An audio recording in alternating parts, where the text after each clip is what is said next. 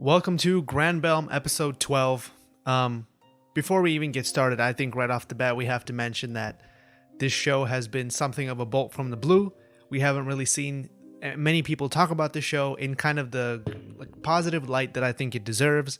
Someone mentioned this on a comment on the Carol and Tuesday video I made this week, that Carol and Tuesday, a series that's twice as long, has about half as much character development on 1/3 as many characters as this show has.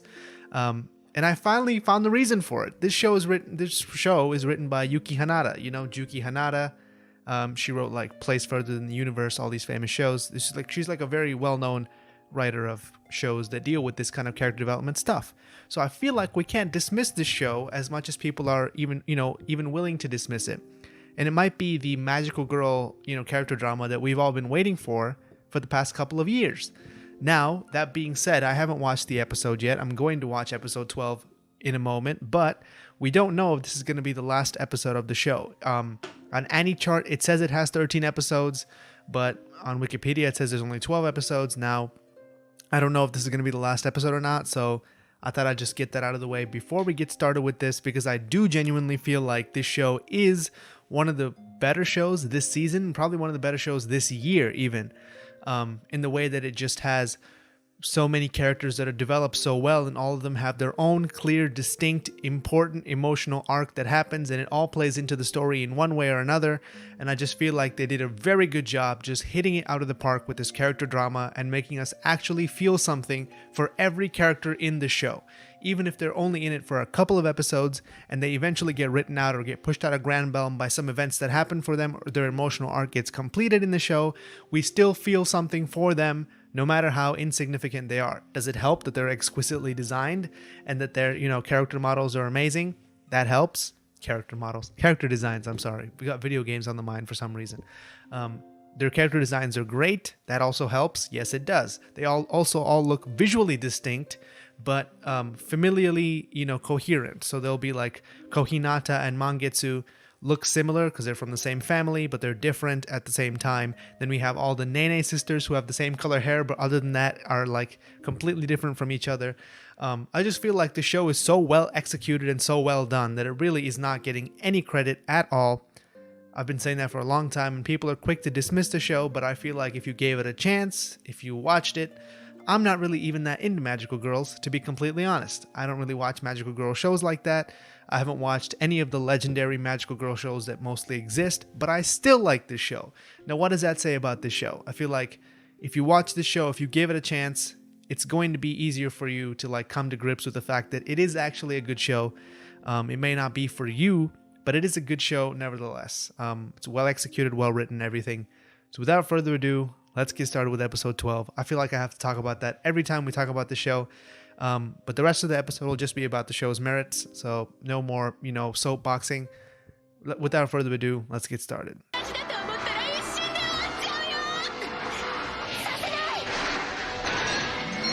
Couple things I want to mention before we get too entranced with the fighting and everything.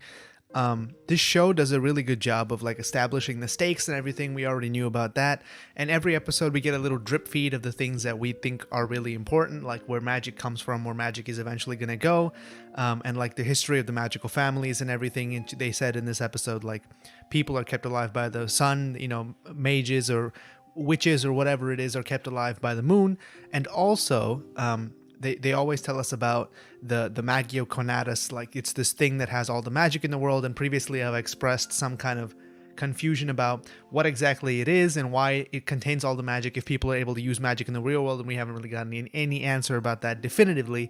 And this episode is called Magia Conatus, so I expect some next level shenaniganery to happen when that goes down eventually. That being said, I do want to mention a few aesthetic things that I think this show does that other shows aren't doing as well. So I think day after tomorrow you'll see the video I made about Fire Force, where I talk about how it has such plain use of CG that it kind of takes you out of the world completely. At least it did for me.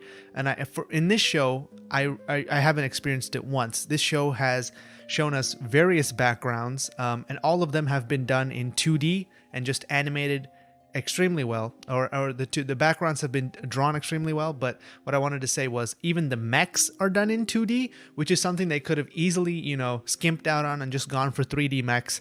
But I feel like we would lose out a lot on the fluidity and kind of like the visceral nature of the action if we had 3D mechs, because we would immediately be thinking about like, oh, that arm swing looked really janky because it would be like 4 frames and no in betweens or whatever. And it would just look really kind of clunky if it wasn't done to perfection, which no show has been able to do thus far. No show has been able to make CG look as good as 2D animation, except Land of the Lustrous, because they did all of it in CG, and that's like an exception to the rule. But mostly when you mix 2D and 3D together, it just looks completely awkward and kind of off-putting. But this show avoided that completely by just doing it the hard way and doing all the mecha animation themselves. If you look at the frame that we've frozen on right now, you can see that even the effect animation is done in 2D, because there's no like janky attach line where they've attached a 3D effect animation to a 2D model. They haven't done that either, which means they put in a ton of effort into that, because effect animation takes forever to do. As well as moving parts like mechs, they have so many complicated parts that it takes a long time to animate those as well. It takes a lot of skill to do that. And for a studio like Studio Nexus to do this, when their previous experience has all been in cute girl shows or like slice of life shows, or like kind of slice of life, hobbyist comedy type shows, or like cute girls doing cute things shows, for them to pull off a show like this, I think it deserves special mention. What else can you say? Like, the action looks so good. You could have just done it in 3D and it would have been horrible. If you watched any of the 3D mech shows, the 3D mech shows are barely watchable. Like, you would have to be really invested in the story for you to overlook the eye bleedingness that is all the 3D mechs. They look just terrible. Go back and watch an old school Gundam show. Those mechs are crisp. They're really good, really well animated. They're kind of slower and more clunky back in the day because that was the aesthetic they were going for. They were extremely powerful, so they were large and slow. These days we like things to be large and fast. It's just kind of an escalation thing, I guess, but I don't really have a problem with that. And these mechs aren't even the biggest. They're kind of made in that kind of chibi proportions. If you've seen those Gundam figures, they have ones that are like 1 to 144 kind of scale size, and they have one that are different size for the more, I guess, people who like the visuals of the Gundam but maybe don't want it to be completely accurate. I'm in that camp. I would rather have something with more exaggerated features, because when you make it smaller, it looks cooler that way. Okay, end rant, go back to the show. We were in the middle of a great action sequence.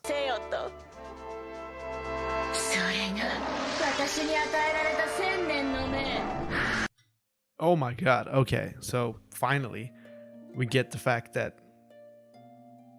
no one was intended to become the Princeps Mage in the first place. The Magia Canas is kind of like a rigged game where magic was sealed away, and people were given the false hope that, you could eventually become the Princeps Mage if you just defeated everyone else and proved that you were the one worthy. But actually there was like an inherent bias in the system, because from the very beginning, Suisho has been here trying to get people, and her condition is that she has to prove that no one is worthy, and then she gets to become the Princeps Mage. Of course, the problem is she knows inherently that no one's supposed to become the Princeps Mage. So even her condition is not going to work out, because how long does she have to do this for to prove that no one is worthy? Does she have to go until no humans are left? Does she have to go until magic is no longer even like a concept, like some kind of Isaac Asimov type answer type short story thing where you're off in the future and there's nothing, it's the heat death of the universe? Does she have to go until that? The fact that she's been doing it for this long and doesn't see the fact that it's rigged against all the people that are participating, but she doesn't consider the possibility that it could be rigged against her, kind of shows how like obsessed she is with the idea of defeating these people. And again, it points to like one of the themes of the show, which is like the cycle of violence, the cycle of like putting people down that's been passed down through the generations, which you're just born into whether you like it or not. And especially in this case, it's all women in the cast, so this violence against women, like mothers and daughters, sisters and sisters, like we've talked about this before. They have all these relationships between people that are kind of like broken and split apart split apart due to the fact that they participate in this Granbelm and then they have to do this violence against other people, even if they may not want to. Now, the cycle of violence thing is not a new concept per se. It's been around for a long time.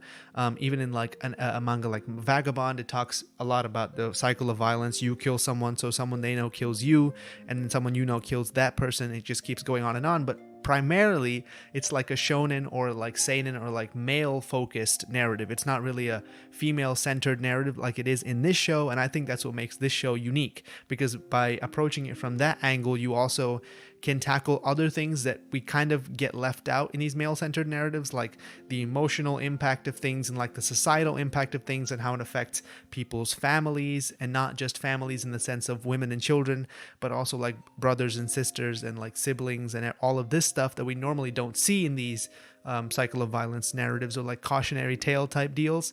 And I think this show does a really good job in doing that. And by having this kind of guardian figure that's like the final boss that everyone has to has to climb over to get to that Magio Kanata's power, who herself has been promised the power that she's keeping from other people. It's a beautiful little like dramatic irony that we probably wouldn't have seen coming until she explicitly told us, because there's no way we could have guessed this, that she's been around for 1,000 years preventing people from getting this power, and she's been promised the power herself. But she's not going to get the power, obviously. That's the only way this can work out. And I think that's going to be the reveal at the end of this episode, and it's going to be so sweet, because Suisho is just a horrible person.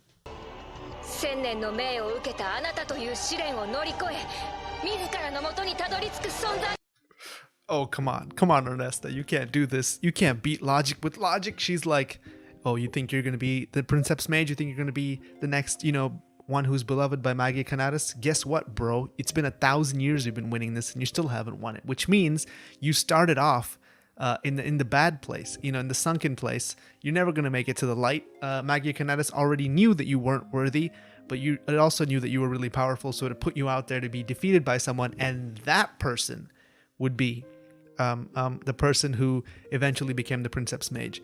This reminds me of the dude, the guy, I forget his name. He's in Gurren Lagann. He's the guy who keeps people down on Earth because he's afraid of the power of the anti-spirals, and he says like Genome, Lord Genome. That's what it is. Named Lord Genome. They defeat him eventually, and that's at the end of the first arc of the show, and they defeat him, and they're able to make this prosperous, utopia on Earth, but eventually they have to go up against the anti-spirals on a galactic basis. But I'm not comparing this to Gurren Lagann or anything. I'm just saying this reminds me of that because an outside force is imposing this like crushing will on everyone, saying you don't use magic, magic all exists in this one place. Just like how Lord Genome had all the power at his fingertips and no one else was allowed anything. They all had to live underground, constantly being persecuted by beastmen. In this way, Suisho is like this kind of outside force being imposed by Maggie Kanatas on the people who participate in Granbelm, saying you will never be worthy of having this power. But of course, they had to defeat him to prove that they are worthy of having the spiral power and show that even if there is anti-spirals in the world, spiral power is the way to go, which I feel like is what's going to happen here. Shingetsu Mangetsu are going to defeat Suisho and be like, even if, it's 1,000-year trial awaiting us, we still deserve this power and we can use it for good, even though magic was sealed away for being too harmful and too powerful for people to use. Maybe they'll reach the conclusion that magic can be useful. We don't really have to get rid of it, because remember, if they do get rid of it, no more Mangetsu. She's just gone because she's a creation of magic. Okay. Now that we've established the stakes a little bit, back to the action.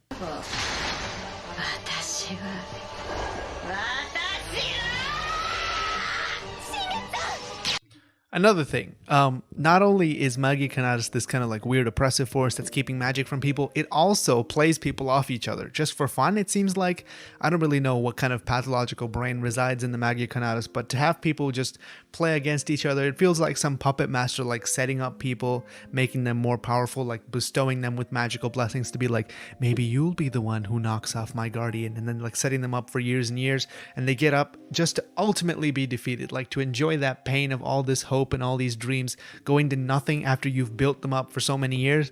The Maggie Kanatas is a really sick, twisted system, and I'm glad it's probably going to get destroyed. If it's not destroyed, I'll be disappointed, but I'll understand. But I'm really hoping to see it get destroyed.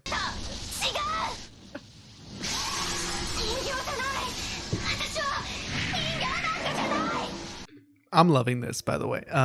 Just the fact that they took out Ernesta, who's like the strong kind of guiding presence that's been in Mangetsu's life this whole time, and they just exposed every single, self-doubt that she's had, every single moment of apprehension that she's had concerning all the things, all the events leading up to this moment.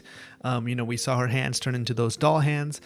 We saw her like hesitate before going after her, but something in her eventually just clicked, and now we're in this like full-on like rage mode where she's just gonna end a Suisho no matter what she says. This is the kind of like hero moment I love to see. This is that moment on Namek when the planet is being destroyed, where Goku he leaves Frieza, to live, and only kills him when he tries to attack him back. We're like moments away from having that pitch perfect scene ending here, and I'm very much looking forward to it. We'll talk more about Mangetsu's journey later.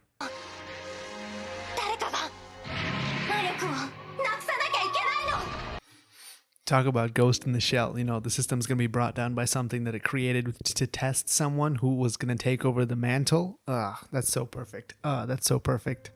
Thematically, that's so great. It's like the system thought it was so invincible that it could just do whatever, so it made this creature, Mangetsu, and like sent it just solely to test someone, one person in a 1,000-year history that it's been doing this, and that person, it's going to be its undoing. Wow, just so resonant thematically.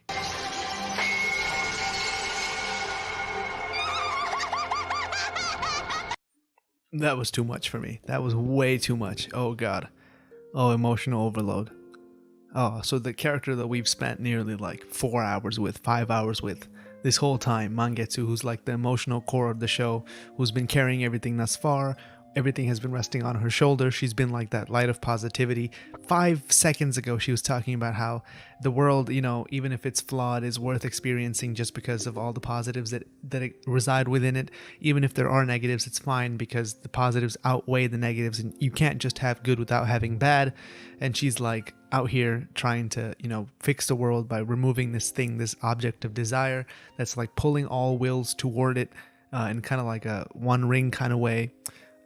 Which is actually way more similar to the One Ring than I want to admit, or not that I want to admit that I had previously thought, because that's why Frodo wanted to defeat it, just because even good people were tempted by it. Like you saw Boromir in the Fellowship of the Ring, he wanted to use the ring, even though we know full well that humans can't use the ring, he still wanted to, because like that desire of power and everything. And then the Magia Conatus represents the same thing. It's like, it's this infinite power that exists within it, and it's like, you just have to kill these people and you can get that. And she's like, that shouldn't exist in the world. So this is her way. This is her like Mount Doom, where she throws herself, into the lava to try to destroy the one thing that is even created her. That's where it's even more like, just even more great, because it's not like the ring had any significance to Frodo other than the fact that it was so powerful. That's the only thing. It didn't like make him. It wasn't emotionally connected to him in any way before it ended up in his hands. But with her, with Mangetsu, it actually made her. She's destroying the thing that created her in the first place. That's what makes it so great. That's what she's trying to do it was so good. It's so good. This episode so far this is going to be like 45 minutes long or something crazy. Oh, I don't know. Let's keep going.